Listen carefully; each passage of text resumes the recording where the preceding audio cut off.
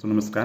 किसी भी प्रतियोगी परीक्षा की आप तैयारी कर रहे हो, तैयारी के साथ साथ में एक उचित रणनीति भी बहुत ज़्यादा ज़रूरी है। कैसे पढ़ें ये बहुत ज़्यादा महत्वपूर्ण है। होता क्या है, कैंडिडेट परीक्षा से पहले बहुत ज़्यादा पुस्तकें पढ़ लेते हैं लेकिन वापस उनका परीक्षा के समय में रिवीजन नहीं कर पाते। तो किस तरीके से तैयारी होनी चाहिए, चाहे राजस्थान लोक सेवा आयोग हो, चाहे उत्तर प्रदेश हो, चाहे कोई भी भारत का प्रतियोगी परीक्षा से संबंधित एग्जाम हो, एक रणनीति का तरीका एक ही होना चाहिए। वो तरीका कैसे हो सकता है? देखो, सबसे पहले तो आप सिलेबस से संबंधित जो सामग्री इकट्ठी करनी वो कर लीजिए 5-10 दिन के अंदर। उसके बाद में मान के चलिए करंट अफेयर्स के अलावा और कोई भी बुक्स आप जो लेकर के नहीं आएंगे, पहली बात तो ये, ठीक है। अब उसके बाद में क्या है, जब आप पढ़ते हैं चीज़ें, है ना, उस समय याद रह जाती है। और मनोविज्ञान ये कहता है कि पढ़ी हुई चीज़ जो है 1 घंटे में मुश्किल से 50% रहती है। सप्ताह पर बाद तो और बहुत चीज़ें खत्म हो जाती है। तो करें क्या, जो है आज आपने टॉपिक पढ़ा है, मान लीजिए भूकंप पढ़ा है या ज्वालामुखी पढ़ा है, तो आज भूकंप और ज्वालामुखी को अगर आपने 1 घंटा दिया तो अगले दिन वापस नेक्स्ट चैप्टर पढ़ने से पहले 5 मिनट उसको गो थ्रू कर लीजिए। और एक दिन, सप्ताह के अंदर एक दिन जो टोटल पढ़ा है, आज तक जो सारा पढ़ा है, उसका गो थ्रू एक बार रिविजन करते रहिए, पहली बात। दूसरा, लिख लिख करके पढ़ना बहुत ज़्यादा ज़रूरी है। लिख लिख करके पढ़ोगे तो परमानेंट मेमोरी के अंदर चीज़ें चली जाएगी, दूसरी बात। तीसरी बात, तैयारी इस तरीके से करो कि विकल्पों की आपको ज़रूरत ही नहीं रहे। ज़रूरत कैसे नहीं रहे? जैसे कि आपसे पूछे कि किसान आंदोलन कौन से हुए, तो बिना विकल्प के आपको आना चाहिए कि साहब ये भारत के प्रमुख किसान आंदोलन हुए।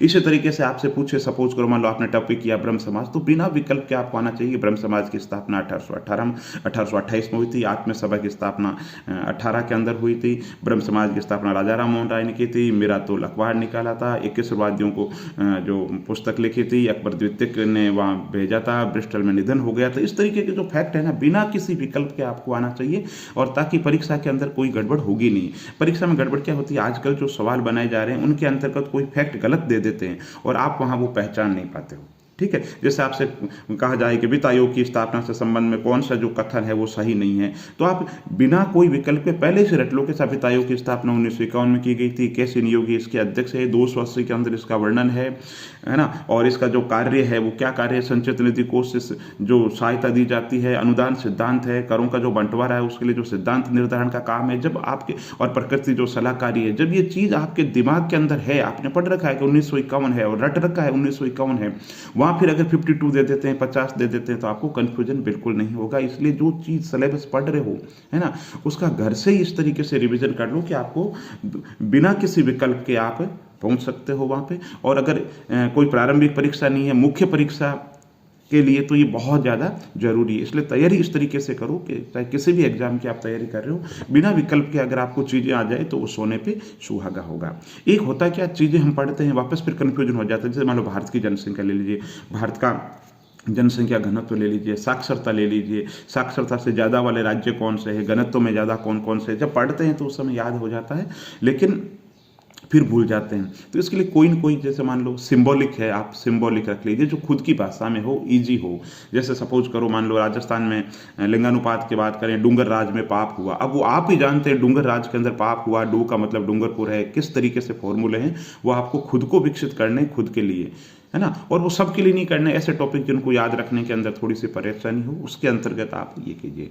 तो नोट्स बना करके पढ़ें, रिवीजन बहुत ज़्यादा जरूरी है, समसामयिक जो मुद्दे हैं वो बहुत जरूरी है, और एक जो चीज़ पढ़ी है उसका जुगाली होना बहुत ज़्यादा जरूरी है। दोस्तों को सुना दीजिए, घर में किसी को सुना दीजिए चीज़ें, ठीक है। जैसे राजस्थान का एकीकरण है ना, अकेले बैठे हैं तो राजस्थान का एकीकरण का प्रथम चरण ये था, ये रियासतें शामिल थी, उद्घाटन ये हुआ था, ठीक है। तो उससे संबंधित चीज़ें हाथों हाथ बोल दीजिए, और पास में किताब रखिए, हाथों हाथ वापस पढ़ने पलट के देखिए कौन सी चीज़ है जो आपको आप भूल रहे हैं, ठीक है।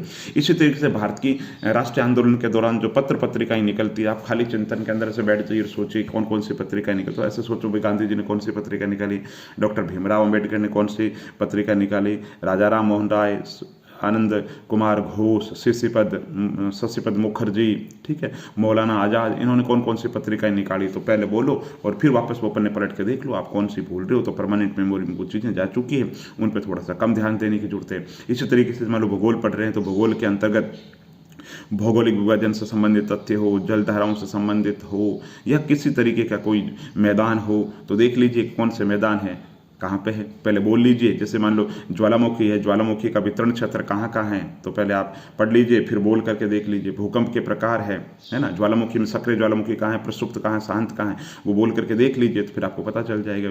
तो पढ़ाई के अंतर्गत आनंद लेकर के पढ़ाई कीजिए। और पढ़ाई के अंदर तनाव से, मेरा ये निजी अनुभव है कि तनाव से सारा मामला बिगड़ जाता है। और पढ़ाई इस तरीके से करो कि बिना विकल्प के आप कुछ चीज़ें बहुत ज़्यादा याद रहे, और इस कला को आप बार बार करोगे तो आप देखना निश्चित रूप से कहीं जाने की ज़रूरत नहीं है। घर पे जो आपका कमरा है उसको साधना स्थल, उसी को तपस्या स्थल बना लो। बहुत बहुत